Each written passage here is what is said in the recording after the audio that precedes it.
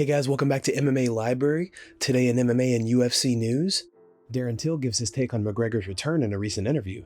Here's the clip.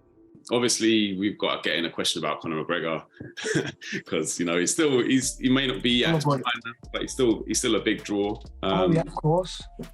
What do you think the future holds for him? Obviously, he's kind of toned it down the amount of times he's fighting, but he's still a big name in the sport, right? Yeah, I think Conor's been there, done it, made his money, and now he's happy. I know he probably still wants to come back, but I think deep down he knows that it's different now. So, I think that's probably the end of Conor, but he's still their biggest name there was, so it doesn't matter.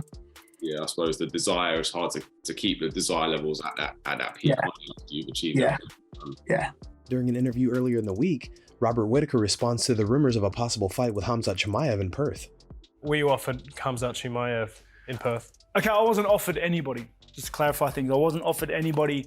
It was just, we can't get Costa across the line, so we're looking to reschedule in March, April. And as you saw with Strickland, who took the late notice fight on a few days notice, you can see that Strickland would have fought, which makes me think that UFC didn't want to just give me any fight. They want me to fight someone specific in March, April. So I'm curious to find out who they want me fighting and what sort of date. I would like a date and a time, just because it makes training much easier. It gives me some sort of goal and some sort of time frame to work towards. But yeah, I'm just hustling and grinding away as it is.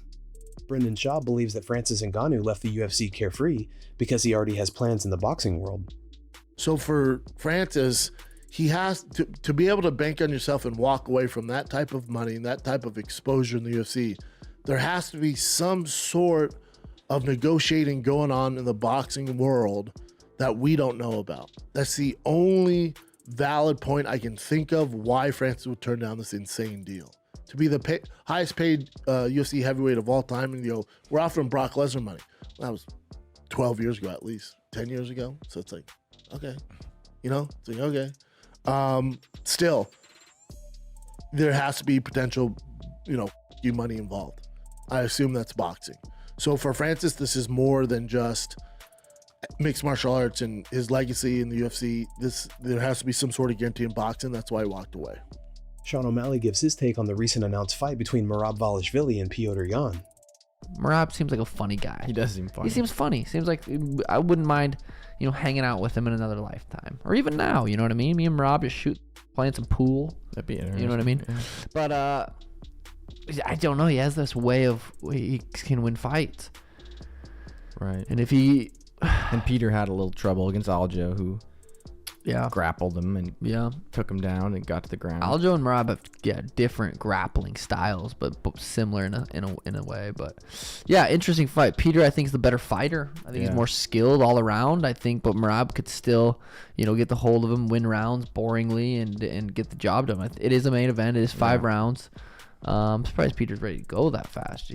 I'm surprised Peter took that fight. No one really wants to fight Merab because of his grappling, just because he can hold you in maybe a boring fight. So I'm surprised Peter took that fight. And I remember saying after your fight, I was like, I feel bad for the next who fights Peter, because he's gonna be pissed. I would love to see Peter's going on tear. Yeah. So initial reactions, I'm like, damn. Hopefully Merab can't get a hold of him and Peter gets the job done. But yeah, and that's March 11th. So that's a week after. John Anik and Kenny Florian discuss Usman versus Edwards 3 in a recent edition of their podcast. Here's the clip. I guess we should have taken Ali Abdelaziz at his word, because the trilogy fight between Kamaru Usman and Leon Edwards will be done, in fact, March 18th, and that means we're essentially 8 weeks away. So not a whole lot of build-up. That London show, rightfully so, going to be headlined by the trilogy between the former champ Usman and Leon Edwards, making title defense number 1.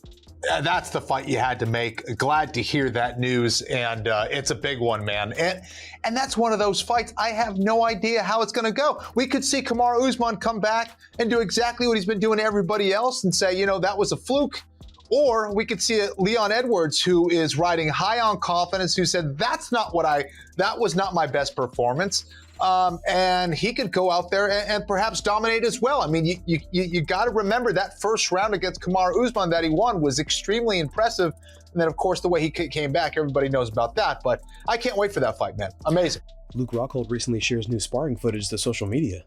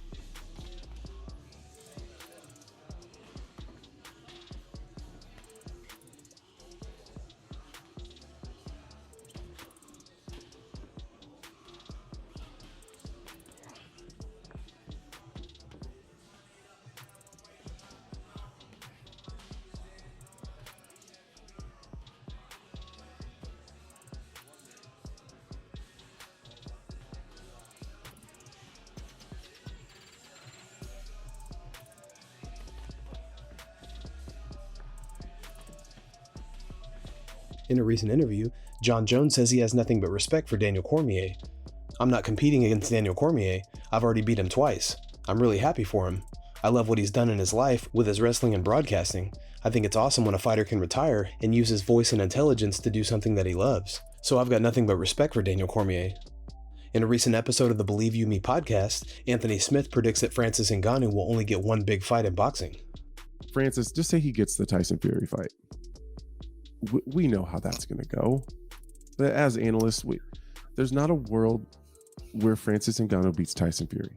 Like, Francis Ngannou is just a regular dude in the as a heavyweight boxer. He's uncommon in MMA. He's unique. He's very special. But in professional boxing, he's average at best. And at best, he's an average puncher. He's a below average boxer. He's below average in his footwork and movement. He's below average in his defense. He's not going to fare that well as a heavyweight professional boxer. So because he has a fantastic name and an incredible highlight reel in MMA, he's going to get a big fight for sure, but probably just one. And is he going to go somewhere else in MMA and make as much money as he would make getting pay-per-view revenue and being behind the promotional monster that the UFC is? I don't think so. Alex Pereira recently gave a timeline of when we'll see him return to defend the UFC middleweight title. In a recent interview with ESPN's Carlos Contreras last night at UFC 283 in Brazil, here's what Pereira had to say. Well, I want to come back in April or May. I'll be ready for those dates. There's nothing in the works now. I know it's probably going to be Izzy or Robert Whittaker. No preference, Izzy or Rob is fine. Here's what Chael Sonnen had to say about the situation. Robert Whittaker is now, according to a headline at the dirt sheet that I went to, a leading candidate to be Alex Pereira's next opponent. And I told you guys this a while ago. And we're not ready to announce it. This is not an announcement, this is a discussion. But in all fairness, what I did tell you guys a while ago is if you're going to do a rematch, there are certain ingredients that all rematches have. And Adesanya versus Pereira is lacking those ingredients. Period. Is that the fight to make? Sure. If everybody wanted to do that fight, would the organization do that fight? I mean, just by example, right? Or if the organization wanted to do the fight, would both of the athletes want to do the fight? I think so. I think anybody's backing down from anybody. I don't have any inside information, but neither do you. I couldn't help but notice conspicuously the one thing missing from announcing that those two are going to rematch, I'm talking about Izzy versus Alex, was Izzy and Alex. Alex went as far as to say, I don't want to do it. Alex was really cool, actually. Do you guys remember this when he said this to Errol Hawani? He said, I don't want to do it. I will do it. If Izzy asks me to, I will, because he just did this for me. So I will return the favor, but I don't want to. I hope he doesn't ask. This is what he said. What do you guys think about Chael's comments? And what are the chances we see Pereira return to take on Robert Whittaker instead of Izzy? Let us know your opinion in the comment section. Guys, thanks so much for checking out the video. If you like the content we do here on this channel, don't forget to like and subscribe to MMA Library for all the latest MMA and UFC news. We'll see you in the next video.